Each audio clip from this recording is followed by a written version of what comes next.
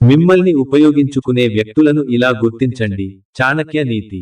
జీవితంలో ప్రతి ఒక్కరికి కొంతమంది మంచి స్నేహితులు ఉంటారు. కానీ ప్రతి చిరునవ్వు నిజమైనది కాదు. ప్రతి మంచి మాట మన మంచి కోసమే ఉండదు. చాణక్యుడు చెప్పిన ఒక గొప్ప సూత్రం. వ్యక్తి మాటలను కాదు, అతని ప్రవర్తనను గమనించు. ఈరోజు మనం తెలుసుకోబోయేది, మిమ్మల్ని ఉపయోగించుకునే వ్యక్తులను ఎలా గుర్తించాలి. మొదటి సంకేతం, వారికి అవసరం ఉన్నప్పుడే మీకు ఫోన్ చేస్తారు. పని పూర్తయిన తర్వాత మళ్ళీ కనిపించరు.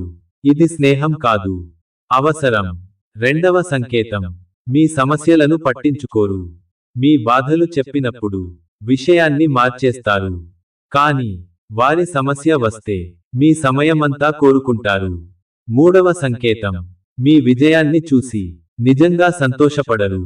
మాటల్లో అభినందిస్తారు, మనసులో అసూయపడతారు. నాలుగవ సంకేతం, ఎప్పుడూ మీరు మాత్రమే త్యాగం చేయాలని కోరుకుంటారు. వారు మీ కోసం ఏమీ చేయరు. ఐదవ సంకేతం, మీ హద్దులను గౌరవించరు.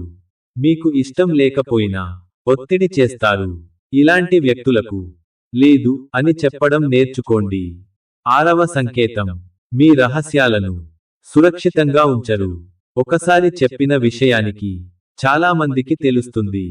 చాణక్యుడు చెప్తాడు, రహస్యాన్ని కాపాడలేని వ్యక్తిని ఎప్పుడూ పూర్తిగా నమ్మొద్దు. ఏడవ సంకేతం, మీ విలువను మీరు దూరమైన తర్వాతే గుర్తిస్తారు. మీరు అందుబాటులో ఉన్నంత వరకు మిమ్మల్ని సాధారణంగా చూస్తారు. దూరమైన తర్వాత మీ అవసరం తెలుస్తుంది.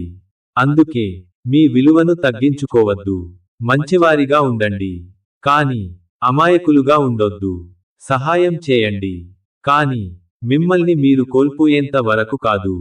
చాణక్యుడు చివరగా చెప్తాడు, స్వాభిమానాన్ని కాపాడుకున్న వ్యక్తిని ఎవరూ ఉపయోగించుకోలేరు. ఈ రోజు నుంచే వ్యక్తుల మాటల కంటే వారి ప్రవర్తనను గమనించండి. మీ హద్దులను నిర్ణయించుకోండి. అవసరమైన చోట లేదు అని చెప్పండి. మీ విలువను మీరు గుర్తించండి. అప్పుడు ఎవరూ మిమ్మల్ని ఉపయోగించుకోలేరు.